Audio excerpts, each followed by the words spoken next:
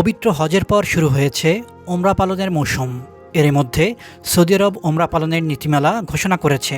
আগামী ১৯ জুলাই পহেলা মহরম থেকে সব দেশের উমরাহ চালু হচ্ছে। উমরার এই ভিসা পাওয়ার পর নুসুক অ্যাপের মাধ্যমে উমরা পারমিট নিতে হবে। এবার উমরার জন্য থাকছে ৫টি প্যাকেজ। এর মধ্যে একটি নির্বাচন করে ভিসার জন্য আবেদন করা যাবে। আন্তর্জাতিক পর্যটক হিসেবে অ্যাপে নিবন্ধন করতে ভিসা নম্বর দিতে হবে এবং উমরা পালনের জন্য একটি নির্দিষ্ট তারিখ ও সময় বুকিং দিতে হবে।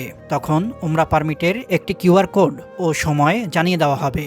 প্রচলিত উমরা ভিসা ছাড়াও আরও ৫ ধরনের ভিসা নিয়ে সৌদি আরব গিয়ে উমরা পালন করা যায়। খবর গালফ নিউজ। ১. Transit visa.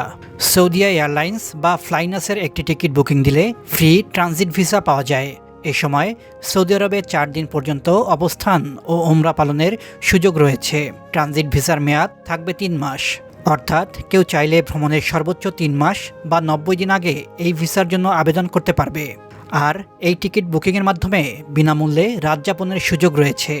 এরপর ভ্রমণকারী সৌদি আরবের ৬টি আন্তর্জাতিক বিমানবন্দরের মধ্যে কোথায় অবতরণ করবে এবং কোথায় থাকতে চায় তার উপর নির্ভর করে বিকল্প দেখানো হবে। এভাবে সর্বোচ্চ ৪ দিন পর্যন্ত থাকার অনুমোদন রয়েছে। ২. প্রবাসীদের ই ভিসা। উপসাগরীয় ৬টি দেশের জিসিসি প্রবাসীরা সৌদি আরবের ই ভিসার জন্য আবেদন করতে পারবে।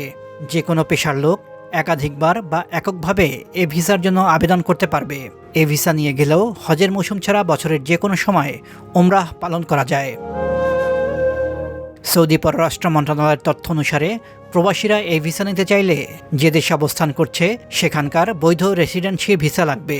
পাশাপাশি এর মেয়াদ অন্তত ৩ মাস থাকতে হবে এবং পাসপোর্টের মেয়াদ অন্তত ৬ মাস থাকতে হবে। visa.mofa.gov.sa থেকে ভিসার জন্য আবেদন করা যাবে।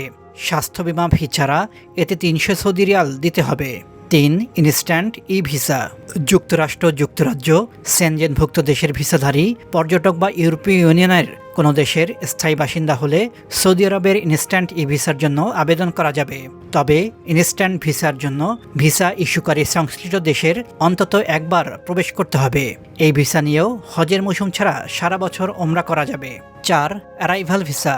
সৌদি আরবের পর্যটন বিষয়ক মন্ত্রণালয়ের তথ্য অনুসারে যুক্তরাষ্ট্র, যুক্তরাজ্য, ইউ ও সেনজেনভুক্ত দেশের ভিসাধারী এবং তাদের প্রথম পর্যায়ের আত্মীয় বা ফার্স্ট ডিগ্রি রিলেটিভরা অ্যারাইভাল ভিসার জন্য আবেদন করতে পারবে। এসব দেশের রেসিডেন্সি পারমিট না থাকলে আরও ৪০টি দেশের নাগরিকরাও অ্যারাইভাল ভিসা নিতে পারবে। অ্যারাইভাল ভিসার মাধ্যমে সৌদি আরব গেলেও উমরা পালনের সুযোগ রয়েছে। ৫. Investor visa. সৌদি আরবের বিদেশি বিনিয়োগকারীরাও ভিজিটিং ইনভেস্টর ই ভিসার জন্য আবেদন করতে পারবে।